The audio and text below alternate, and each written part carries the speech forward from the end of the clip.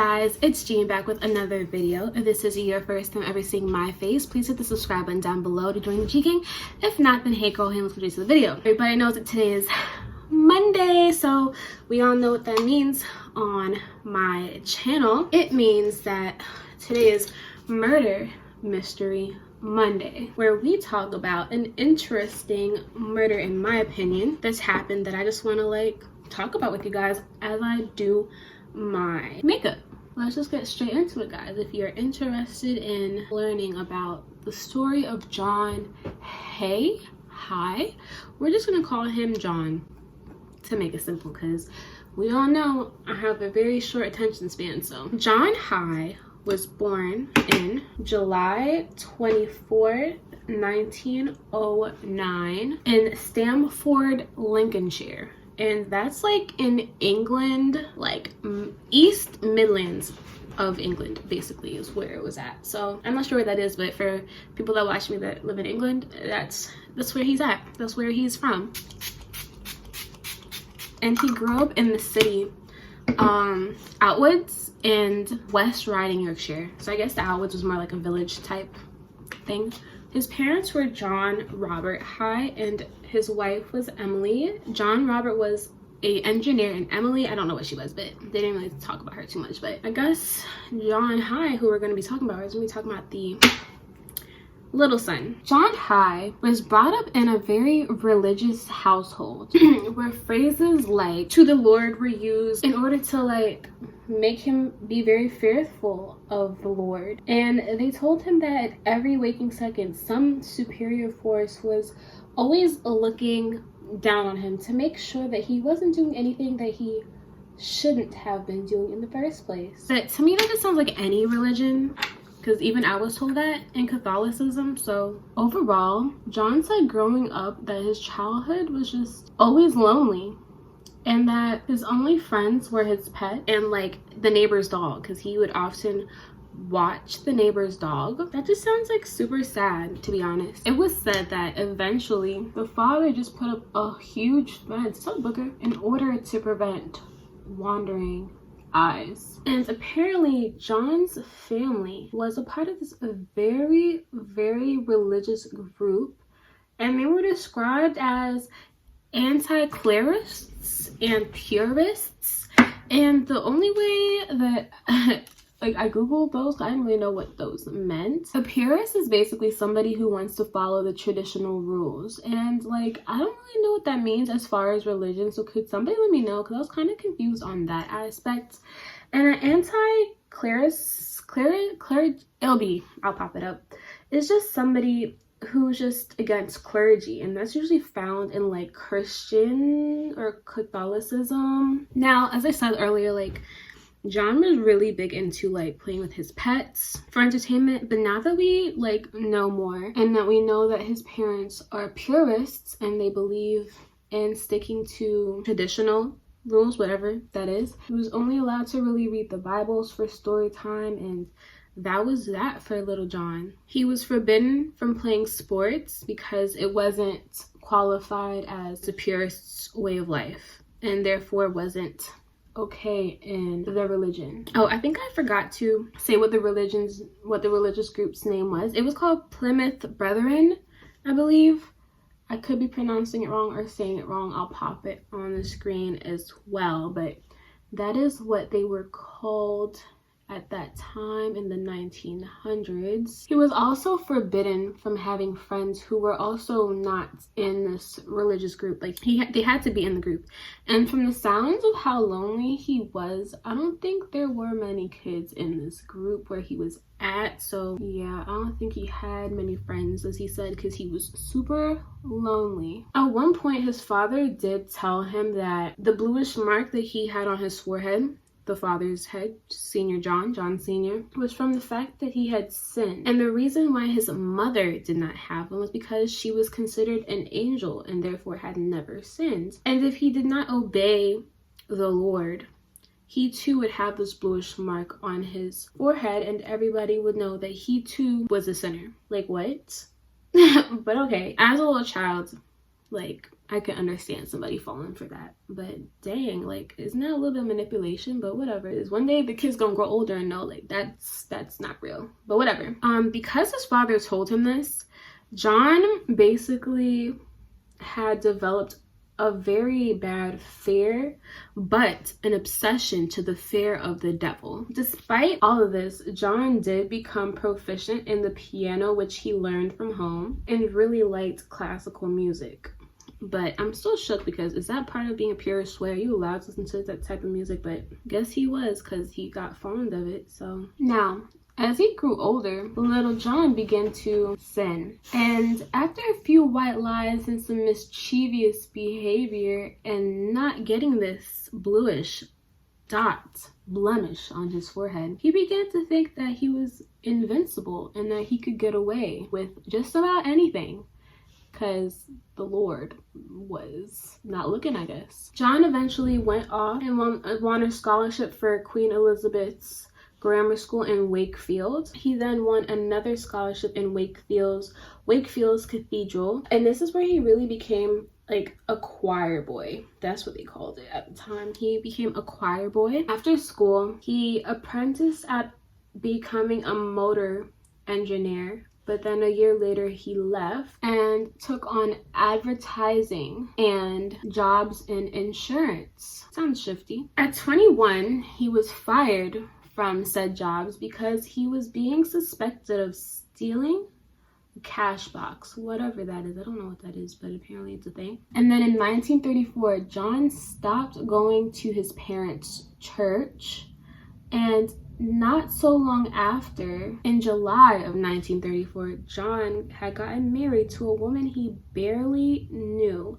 Now, she had suspicious thoughts about him, but he charmed her so much, she was like, yeah, forget about it. Her name was Beatrice Hammer, Betty for short. Sadly for John, the marriage had only lasted 4 months and only ended when he had got arrested and imprisoned for fraud. While in prison, Betty was pregnant and gave birth to the child, but then gave it up to adoption. It was a baby girl. It was said that John did meet with her one time after. I don't know. This is like verbatim. It said her. I don't know if it was the little girl or the Miss Betty, but I think it was Miss Betty. And he had met with Miss Betty to tell her that they were never really married and that he was always married to another woman. But I think this was just a lie, because honestly, John was just a really big liar at the end of the day. He was really good at deception. He was a narcissist, honestly. He wanted his way all the time. If he didn't get his way, chop chop. Now, in 1936, John had decided to move to London and work at this amusement park run by Mr. William Mack, Donald McSwan, with his parents, Donald McSwan and Amy. The family really liked John. They basically took him in as their own, and they really liked the man. Surprisingly, from all the bad stuff he does, he puts on a really good character and comes off super charming when first met. They even had eventually promoted him in the business, like promoted the man. Sadly, they were sad to see him leave when he decided to leave for bigger and better things. Because apparently maybe he just wasn't making enough at this job, so he just decided to leave quietly. He then became a solicitor under the name William Cato Adamson. That was his fake name, with offices in Chancery Lane. Dang, so he had offices. I wonder how he had to pay for that. London, Guildford, and Surrey, Hastings, and Sussex. Those were the places he had offices in. He had them in multiple places, so he must have been making a lot of money doing what he was doing fraudulently. This is where he sold fraudulent stocks from estates of people who were already deceased clients, basically.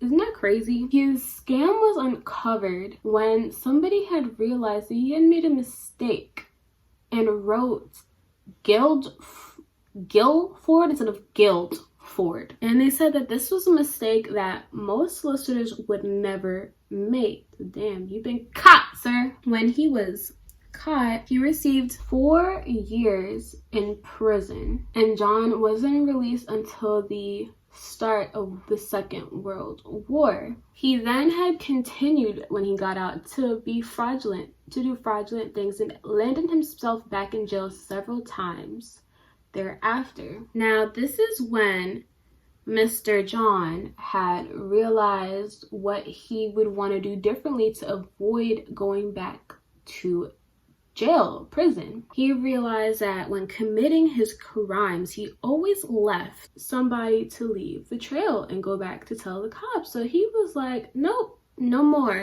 when I get out. I'm making sure that nobody can go back and tell on me. So I'm gonna have to kill everybody. Everybody that sees something wrong, I'm gonna have to go kill him. He was very intrigued by the French murderer called Georges Scarret. That was his name, Georges Scarret.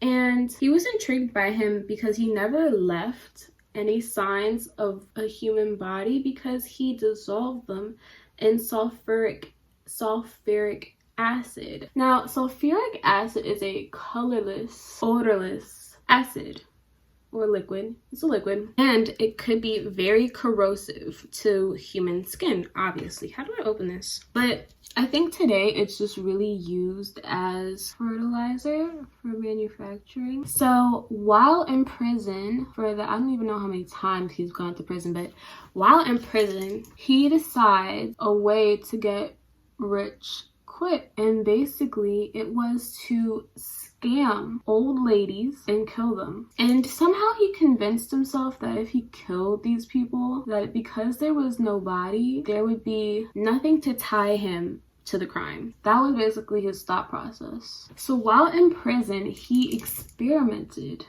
with sulfuric acid and rats to see if it really did fully dissolve like animal tissue, because if it worked on animal tissue, it had to work on human tissue too. And after experimenting, he realized that in just 30 minutes the sulfuric acid had dissolved the rats. And so voila, that's what he was going to do. So when he got out of prison, he was ready. Also, this is very worth mentioning. In 1944, John was involved in a car crash where he had hit his head and apparently blood had like spilled into his mouth and like kind of had like awakened the demon in him. And this apparently awakened some blood-filled nightmares for him as well. Shortly after the accident, John began to rent out a little basement, which he called a workshop. Now, at a public house, John had re-met his old amusement park employer, Mack. Remember? Mack was very happy to see him because, again, like I had said earlier, they really had liked him. Mack was so happy to see John that he had taken John to see his parents as like a little reunion. And on this little reunion, John was able to get the parents to talk about their finances and had figured out that they had just bought some nice land that was now in their possession. So the gears started to turn. On September 9th, 1944, John was to meet with Mack, and this was after like a couple weeks of like them going back and forth and hanging out. He just basically befriended them again. On this day, Mack was to meet with John, and on this day when they met, John whacked him over the head with a blunt object and then was said to slice his neck, killing him obviously. After doing this, it was said that John, after slicing his neck, took a mug and drank the blood that was coming out of Mack's neck. Like, what kind of nastiness? He was then able to put Mack in a 40-gallon barrel filled with sulfuric acid. And the fumes were so bad that it took John out the room. Like, he had to leave. And after a little while, he came back and put the top back on the barrel, left, and didn't come back until the next day. The next day was when he opened up the barrel and seen that Mack was no more, but some sludge. John then disposed of Mr. Mack McSwan down the drain and convinced his parents that he had fled the country because he didn't want to do his military time and went to Ireland. He upheld this by even sending postcards to his parents from Ireland. Like, what kind of sick person does this type of stuff?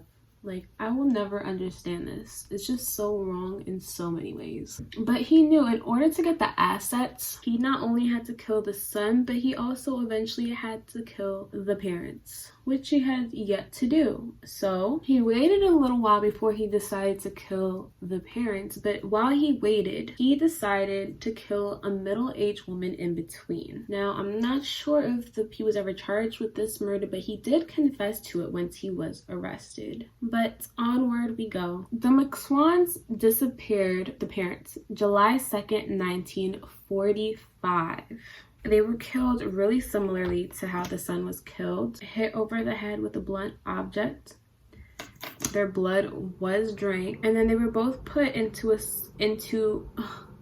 sulfuric acid baths in order to be dissolved. After the McSwans were killed, he then told their landlady that they had went to America and that they just were not gonna be back ever again. He then had the McSwans' mail forwarded to his home address and were collecting their pensions. Like, damn, he was sick. He was able to sell their possessions and their home and was able to get £6,000 off of this murder. For a while, John had went back to regular scamming, but that didn't last too long because the McSwans' money that he had gotten was running out for him. So he had went back to regular scamming for a little while and even again admitted to killing somebody else. A man named Mack, in between his notorious killings. After the money was running out, he figured he better figure out who's his next victim.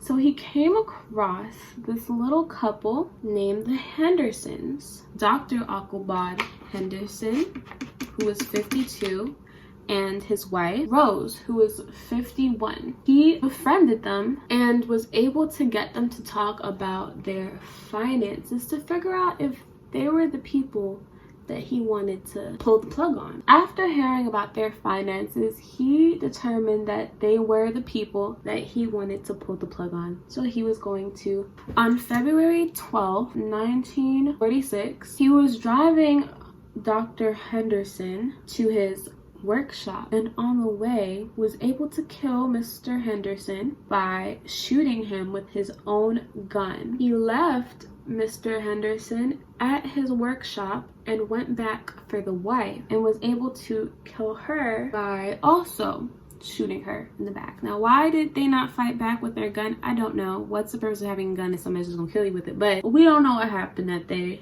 It might have been something different. We don't know. We don't know how it went down. Probably caught him off guard. Took it off of him. I don't know. After killing these people, the Hendersons, he also had admitted to drinking their blood. Strange. Before putting them in sulfuric acid. He again left them overnight, as he usually did, and waited for them to dissolve, and came back the next morning to check on them. He had noticed that Mr. Henderson's foot did not fully dissolve, so there was just a random foot in the sludge, but he didn't care. He just dumped the sludge on somebody's corner of their yard. Just a random foot just sitting out. Now, John was able to gain £8,000 from the Hendersons from selling their possessions. He sold their possessions and was able to get some good bank off of them, which is what he wanted in the first place. So he was not upset about that. Now, despite trying to keep the Hendersons alive and writing their family members notes in order to make it seem like they were still alive, he was not able to convince Rose's brother, Berlin. So he grew quite suspicious and did go to the police a couple of times for them to locate his sister, because she would never want to come see him. But again, it's back in the day. I don't think they really took that man too serious because they never went looking for her. But John eventually was able to convince him that they had moved to South Africa. I don't know how he did it, but he did. And the reason for moving to Africa basically dealt with the fact that Dr. Henderson had completed an illegal abortion and they were trying to evade the authorities. And eventually Mr. Boleyn believed it, so he left them alone for the time being. But again, John was running low on money again. And then again, not because he didn't want to get a job, because he felt like he couldn't have. I'm just kidding. I don't know why he didn't get a job. Like, any normal person would just got a job, but he didn't. So he decided it was time to strike yet again. The reason for his such quick waste of money was because he had an expensive taste and would spend it at the most expensive places, like hotels. And this is where he meets his last final victim, and her name is Miss Oliver. Miss Oliver was 69 years old, and she too had befriended our friend John. I'm just kidding. She too had befriended John, and he presented himself as an engineer to Miss Oliver and had invited her down to his workshop on February 18th, 1949. Once she had arrived outside of his workshop, he shot her. He didn't waste any time there, y'all. He shot her in the back of the neck and stripped her of her lamb coat and the rest of her valuables. Can't forget the rest of them because they're all importante. And put her too into an acid bath, as he does, which is why he was called the acid murderer. Now, a few days after Mrs. Oliver had died, her friend Constance did report her missing. Now, after a while, again, the money that he had gotten from killing Mrs. Oliver had run dry, and he needed more money. So Boleyn, which was Miss Rose's Hernandez's brother, started to give John some issues again.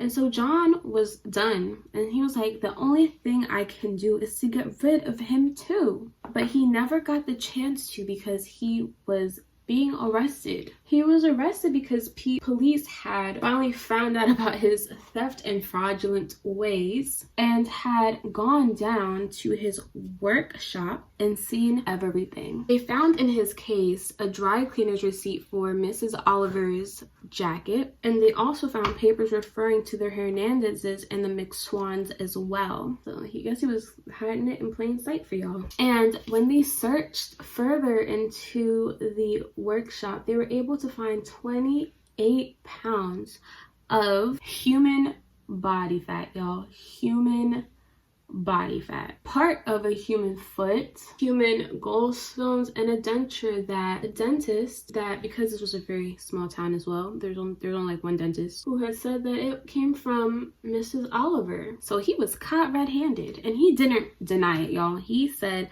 the truth. He said everything. He let everybody know what he did. He was arrested and obviously charged in murder, and once he was arrested, he basically told the truth and told everything. He didn't try to lie. But what he did try to do was to try and plead insanity. Yep, this crazy well, he is crazy.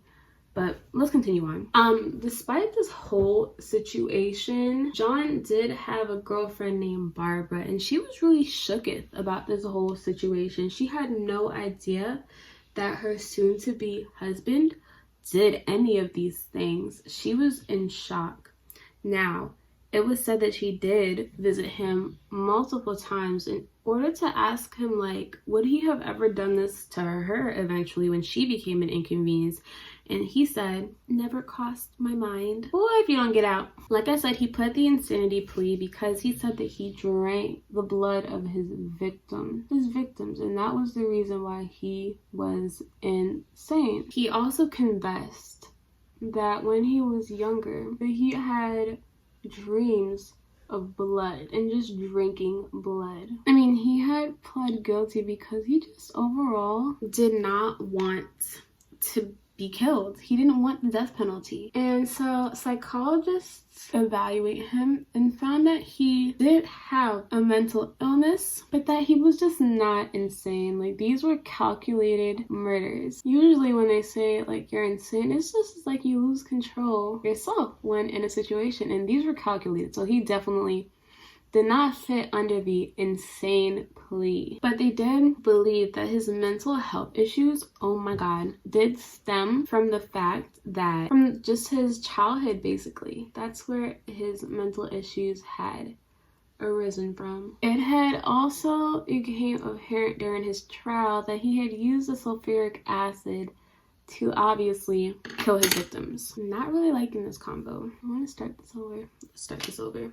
I don't like this. Anyway, onward. He also had the false, he didn't really know what corpus delicti means. He also didn't really understand what it meant in the eyes of the law when the law said corpus delicti, I believe that's how you say it. I don't know how to say it. He believed that just because there was no body, he couldn't be charged for a crime. So no body, no crime, no conviction. But that's not what it was. There was plenty of forensic evidence surrounding him in this case.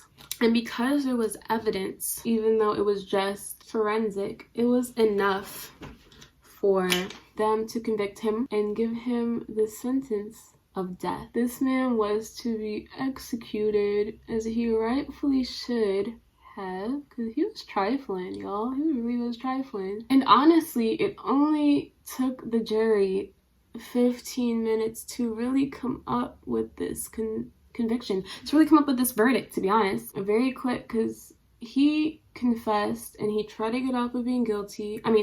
Pleading insanity, as they always do. And on August 6, 1949, he was hung and killed. That's all I really have about this story. That is the story of the acid murderer, or the sulfuric acid murderer. He was a crazy douche who was just out to get money. So yeah, guys, that is the story of the acid murderer, sulfuric acid murderer. I don't know, but John was just a little cuckoo in the head. He got what he deserved at the end of the day, and that's all that matters. So I hope you guys enjoyed this. This is the look that we ended up with. The eyeliner that I started using did not work. Ooh, we did not spray. Let's spray.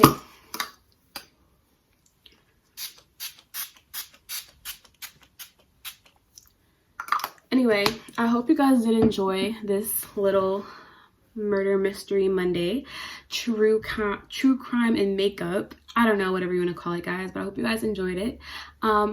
Subscribe and become part of the G, because every Monday it's going to be Murder Mystery Mondays, and every Saturday is Storytime Saturday, with a story time for my life as you guys get ready with me as I do my makeup. So I hope you guys enjoyed. Like, comment, subscribe, and I'll see you guys in the next one. Bye, guys.